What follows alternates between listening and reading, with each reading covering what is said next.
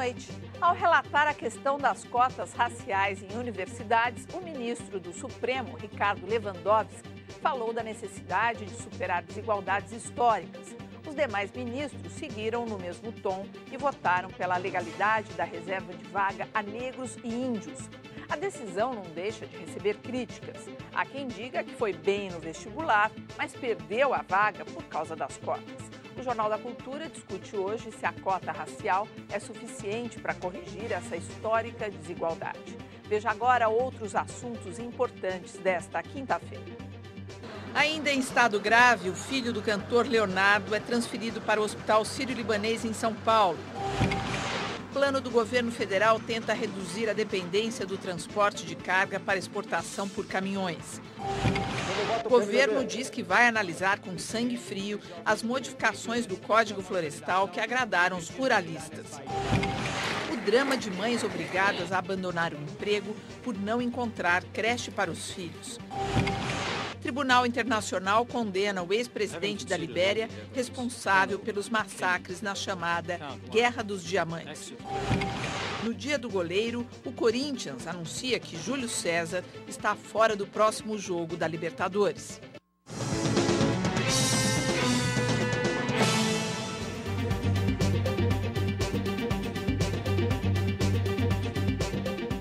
Participam da edição de hoje a professora de Direito Internacional da USP, Maristela Basso, e o professor de Filosofia também da USP, Vladimir Safat.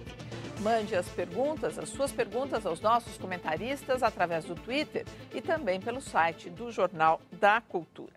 O maior porto do país, em Santos, no litoral de São Paulo, tem planos ambiciosos para os próximos anos. Até 2024, quer aumentar em 2,5 vezes o movimento de cargas. Mas esse projeto pode ser limitado por um antigo problema dos transportes do país, a dependência do sistema rodoviário. A longa fila na descida da Serra do Mar é uma prévia do que vem pela frente. Todo dia é assim. 10 mil caminhões com o mesmo destino, o Porto de Santos. Haja paciência. Aí, quando descarrega, tem que viajar outra vez. Acabou o nosso descanso. O maior porto do país movimenta cerca de 100 milhões de toneladas de carga por ano.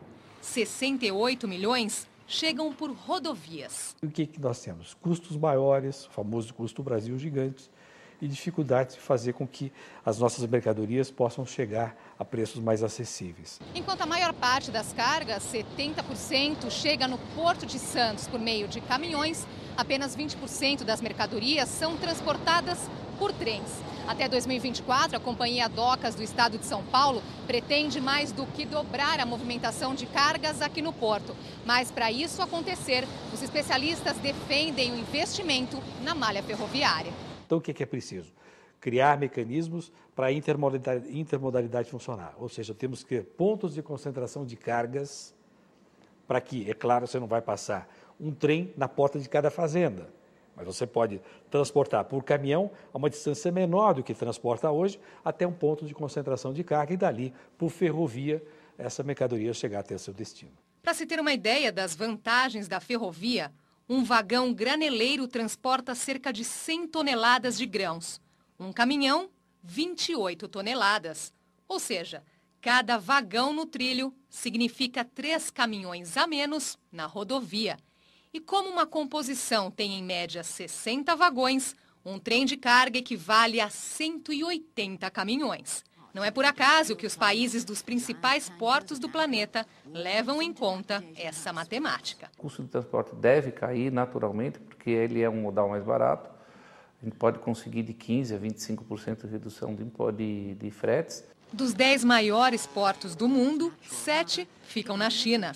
O maior de todos é o de Xangai, que movimenta por ano 10 vezes mais containers que o Porto de Santos. O transporte por trens sempre ganhou a atenção dos governantes do país, que tem 60 mil quilômetros de trilhos em seu território. O Brasil tem 30 mil quilômetros, mas eles estão concentrados nas regiões sul e sudeste do país. Diferenças que afetam a economia e o meio ambiente. As rodovias emitem 224% mais gases de efeito estufa do que as ferrovias. Enquanto o mundo emite nos transportes cerca de 25% das emissões da área energética. No Brasil, o setor de transportes é responsável por mais de 40%. O plano do governo federal é equilibrar o transporte de cargas até 2025. 35% por rodovia, 35% por ferrovia e o restante por cabotagem, navegação nos rios, entre outros. Segundo o Ministério dos Transportes, há vários projetos para a expansão da malha ferroviária federal, como a conclusão da Ferrovia Norte-Sul, o desenvolvimento da Leste-Oeste, o Ferroanel de São Paulo, obras que devem ampliar o transporte de produtos para o Porto de Santos por trem. Não são investimentos de curto prazo, mas são ações que quem tem que realmente estar à frente é o governo.